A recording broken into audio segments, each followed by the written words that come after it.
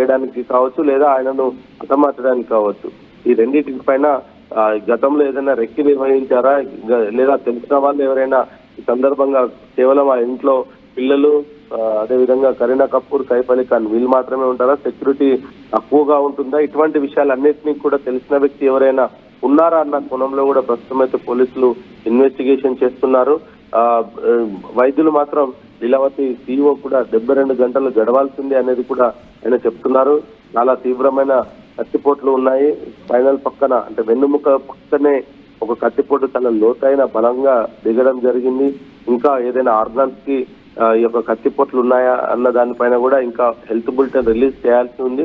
ప్రాథమికంగా మాత్రం ఇంకా ఆయన ఆరోగ్య పరిస్థితి అయితే విషమంగానే ఉన్నట్టుగైతే మనకు సమాచారం అందుతుంది. లీలా ఆసుపత్రిలో ఆయన ప్రస్తుతం వైద్యం పొందుతున్నారు. మరి గోపి ఇక్కడ పూర్తిగా సెక్యూరిటీ వైఫల్యం కొట్టొచ్చినట్టు కనిపిస్తోందా? ముఖ్యంగా అంటే సైఫ్ అలీ ఖాన్ పై దాడి చేయడం అంటే మామూలు విషయం కాదు.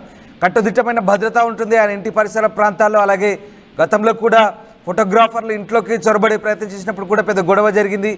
ఆ సెక్యూరిటీని కూడా టైటన్ చేశారు. అలాగే ఇప్పుడు ఎందుకు అంటే ఏం జరిగింది ఇక్కడ, సెక్యూరిటీ ఎందుకు అక్కడ నిర్లక్ష్యంగా వ్యవహరించినట్టుగా మనకు కనబడుతోంది? ఇంట్లోకి చొరబడి ఏకంగా కత్తితో తీవ్రంగా మర్డర్ అటెంప్ట్ చేసేదాకా పరిస్థితి ఎందుకు వచ్చింది? దీనికి సంబంధించి పోలీసులు ఎలాంటి దర్యాప్తు సాగిస్తున్నారు? అసలు ఏం జరిగింది? ప్రస్తుతం క్రైమ్ బ్రాంచ్ పోలీసులు ఏ విషయాన్ని అయితే ఇన్వెస్టిగేషన్ చేస్తున్నారని చెప్పుకోవచ్చు. ఎందుకంటే గతంలో కూడా ఆయనతో కొంతమంది విభేదాలు ఉండడము, మొదటి భార్య విడిపోవడము, రెండవ భార్యను వివాహం చేసుకోవడము, తర్వాత ఆయనకు వ్యక్తిగత భద్రత కూడా కుటుంబం ఇంటి వద్ద ఉంటుంది. అంటే ఇంటి వద్ద బయట వాచ్మెన్ దగ్గర నుంచి ఆయన పర్సనల్ వ్యక్తిగత భద్రత వరకు కూడా ఆయన వెంటే ఉంటారు. మరి ఇటువంటి నేపథ్యంలో అంటే ఇంట్లోకి వెళ్ళిన తర్వాత ఇల్లు సేఫ్ అనేది ఒక భావన ఉంటుంది కాబట్టి పర్సనల్ వ్యక్తిగత భద్రత అనేది కొంచెం సడలించి ఉండొచ్చు. ఎందుకంటే ఆయన ఇంట్లోకి వెళ్ళిపోయిన తర్వాత భద్రతా సిబ్బంది కొంత రిలాక్స్ అయ్యే పరిస్థితి ఉంటుంది. కానీ వాచ్మెన్ కి సంబంధించి కావచ్చు, ఇతర అంశాలు కూడా గేటు లోపలికి ఎవరు వచ్చినా రిజిస్టర్ చేసుకోవడం ఇట్లాంటివి అయితే ఖచ్చితంగా ఉంటాయి. కానీ దొంగతనానికి వచ్చిన వ్యక్తి ఏ విధంగా ఇంట్లోకి చొరబడ్డాడు, ఎటు నుంచి వచ్చాడు, ఆయన ఇంట్లోకి వెళ్ళిన తర్వాత దొంగతనం అనేది నిజంగా ఆయన దొంగతనానికి వచ్చాడా లేదంటే ఇతర కారణాలు ఉన్నాయా, వీటన్నిటిపై ప్రస్తుతం ఇన్వెస్టిగేషన్ కొనసాగుతుంది కాబట్టి ఇంకా ఏ వివరాలు అయితే చెప్పలేము. కానీ అన్ని కోణాల్లో అయితే దర్యాప్తు అయితే చేస్తున్నారు ముంబై పోలీసులు. అదేవిధంగా లీలా ఆసుపత్రి కూడా ఆయనకు సంబంధించి 2 చోట్ల అయితే తీవ్రమైన గాయాలను గుర్తించడం జరిగింది. దానికి సంబంధించి కూడా చికిత్స కొనసాగుతుంది. ఇంకా మిగతా 4 చోట్ల మైనర్ గా ఉన్నట్టుగా అయితే తెలుస్తుంది. అయితే రక్తం ఎక్కువగా పోవడమే ప్రస్తుతం ఆయన ఆరోగ్య పరిస్థితి పైన ఆందోళన కలిగించే అంశం అని చెప్తున్నారు. మరి ఇంకా కొంత సమయం అయితే పడుతుంది. ఆ సమయం పట్టిన తర్వాతే ఆయన ఆరోగ్యంగా ఉన్నారా లేదా అనేది కూడా మనకు క్లారిటీ వస్తుంది అనేది కూడా వైద్యులు అయితే చెప్తున్నారు. Ramaraj right, yes, thanks for the update Gopi. So మొత్తం మీద సైఫ్ అలీ ఖాన్ పై దాడికి సంబంధించి పోలీసులు దర్యాప్తు సాగిస్తున్నారు. బాలీవుడ్ నటుడు సైఫ్ అలీ ఖాన్ పై దాడి జరిగింది ముంబైలోని ఆయన నివాసంలో. గురువారం తెల్లవారుజామున గుర్తు తెలియని కొంతమంది దుండగులు కత్తితో దాడికి పాల్పడ్డట్టుగా తెలుస్తోంది. ఈ ఘటనలో ఎంతమంది పాల్గొన్నారని మాత్రం ఇంకా పూర్తి వివరాలు ముంబై పోలీసులు వెల్లడించే అవకాశం ఉంది. ఈ ఘటనలో సైఫ్ అలీ ఖాన్ తీవ్రంగా గాయపడ్డట్టు తెలుస్తుంది. ప్రస్తుతం సైఫ్ ముంబైలోని లీలావతి ఆసుపత్రిలో చికిత్స పొందుతున్నారు. ఒంటిపై 6 చోట్ల గాయాలైనట్టుగా తెలుస్తుంది. వైద్యులు సర్జరీ చేస్తున్నారని, ఆ తర్వాత ఆయన ఆరోగ్య పరిస్థితి గురించి బయటకు చెప్తామంటూ బాలీవుడ్ మీడియా చెప్తోంది.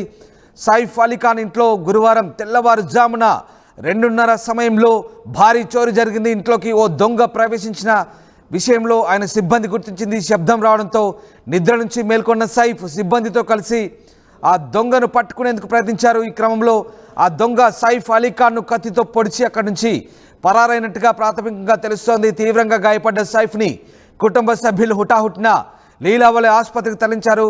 లీలావతి ఆసుపత్రికి తరలించిన నేపథ్యంలో ప్రస్తుతం ఆయనకు అక్కడ సర్జరీ కొనసాగుతుంది. సైఫ్ ఒంట్లో తీవ్రంగా గాయాలయ్యాయని, తీవ్ర రక్తస్రావమైనట్టుగా తెలుస్తోంది. సర్జరీ అవసరమని వైద్యులు సూచించడంతో సర్జరీ మొదలుపెట్టినట్టుగా తెలుస్తోంది. ఈ దాడి జరిగిన సమయంలో సైఫ్ అలీ ఖాన్ భార్య కరీనా అలాగే పిల్లలు ఇంట్లోనే ఉన్నట్టుగా తెలుస్తోంది. సైఫ్ అలీ ఖాన్ పై దాడి నేపథ్యంలో ఒక్కసారిగా బాలీవుడ్ ఉలిక్కిపడింది. అయితే నిజంగా ఇది దొంగతనానికి వచ్చిన దొంగ పనైనా లేదా ఉద్దేశపూర్వకంగా సైఫ్ అలీ ఖాన్ను హతమార్చే ప్రక్రియలో భాగంగా అతను ఇంట్లోకి చొరబడి సైఫ్ అలీఖాన్పై మర్డర్ అటెంప్ట్ చేశాడా? సెక్యూరిటీ ఏం చేస్తున్నట్టు? అంతమంది సెక్యూరిటీన వాళ్ళ కళ్ళు గప్పి దొంగ ఇంట్లోకి ఎలా ప్రవేశించగలిగాడు? సైఫ్ అలీఖాన్పై ఎలా దాడి చేయగలిగాడు అనేది ఇప్పుడు ప్రశ్నార్థకంగా మారింది. సైఫ్ అలీఖాన్పై 6 చోట్ల తీవ్ర కత్తిపోట్లకు గురైనట్టు తెలిసింది. ఒకవేళ దొంగ అయితే కనుక తప్పించుకునే ప్రయత్నం చేశాడు. పట్టుకునే ప్రయత్నం చేసినప్పుడు కత్తితో బెదిరించి లేదా కత్తితో పొడిచే ప్రయత్నం చేస్తాడు. కానీ 6 సార్లు అంత కసిగా 6 సార్లు ఖచ్చితంగా పొడిచే ప్రయత్నం అయితే చేయడు, అంత తీవ్రంగా గాయపరిచే ప్రయత్నం అయితే చేయడు. ఒకవేళ నిజంగా దొంగ పని అయితే కనుక కత్తితో పొడిచి పారిపోయే ప్రయత్నం చేస్తారు. కానీ 6 సార్లు తీవ్రంగా గాయపరిచి ఖచ్చితంగా ఇది ఒక మర్డర్ అటెంప్ట్ లాగానే కనపడుతుంది. ముంబై క్రైమ్ బ్రాంచ్ పోలీసులు ప్రస్తుతం దీనిపై లోతైన దర్యాప్తుకు సిద్ధమవుతున్నారు. ఇటీవలే బాలీవుడ్లో ముఖ్యంగా సల్మాన్ స్నేహితుడు బాబా సిద్దికీ హత్య జరిగింది. బాలీవుడ్ సెలబ్రిటీస్కి ఈవెంట్స్ పార్టీలు నిర్వహించే బాబా సిద్దికీ హత్య తర్వాత మరొకసారి బాలీవుడ్లో ఇలాంటి సంఘటన చోటు చేసుకుంది. అయితే బాబా సిద్దికీ హత్య నేపథ్యం వేరు, అదంతా కూడా రాజకీయ నేపథ్యం, దాని కోణం వేరే. కానీ ఇక్కడ సైఫ్ అలీఖాన్ అటాక్ మాత్రం చాలా భిన్నంగా అనిపిస్తుంది. దొంగ పనిగా చెప్తున్నారు. కేవలం దొంగతనానికి వస్తే అంతమంది సెక్యూరిటీ సిబ్బంది అటకాయించినప్పుడు, అడ్డుకునే ప్రయత్నం చేసినప్పుడు, సైఫ్ అలీఖాన్ కూడా అడ్డుకునే ప్రయత్నం చేసినప్పుడు కత్తితో బెదిరించి కత్తితో పొడిచే ప్రయత్నం చేస్తాడు. కానీ అన్నిసార్లు కత్తితో 6 సార్లు అంత లోతుగా పొడవాల్సిన అవసరం ఏంటి? అన్నిసార్లు అంత తీవ్రంగా గాయపరచాల్సిన అవసరం ఏంటి అనేది ఇక్కడ తలెత్తున్నటువంటి ప్రశ్న. ఇది ఖచ్చితంగా మర్డర్ అటెంప్ట్. ఖచ్చితంగా సైఫ్ అలీఖాన్ను హతమార్చేందుకే దొంగతనం రూపంలో వచ్చినటువంటి దుండగుడిగా చెప్తున్నారు. దొంగలా వచ్చినటువంటి దుండగుడిగా చెప్తున్నారు. అయితే ఒక్కరే వచ్చారా? ఎంతమంది దుండగులు వచ్చారు? ఒకవేళ ఒకే వ్యక్తి వచ్చుంటే కనుక అంతమంది సిబ్బంది సైఫ్ అలీఖాన్తో సహా అంతమంది అడ్డుకునే ప్రయత్నం చేస్తే ఆ ఒక్కడే సైఫ్ అలీఖాన్తో పాటు మిగతా వాళ్ళందరినీ అటకాయించి సైఫ్ అలీఖాన్ను తీవ్రంగా 6 సార్లు కత్తితో పొడిచి ఎలా పారిపోయినట్టు? అసలు ఏం జరిగింది? ఈ ఘటనకు సంబంధించి క్రైమ్ బ్రాంచ్ పోలీసులు లోతైన దర్యాప్తు చేస్తున్నారు. ఈ ఘటనలో ఎంతమంది పాల్గొన్నారు, మరి ముఖ్యంగా ఇంట్లోకి ఎలా చొరబడ్డట్టు? అంత సెక్యూరిటీ ఉన్నప్పటికీ కూడా, అంతమంది బాడీ గార్డ్స్ ఉన్నప్పటికీ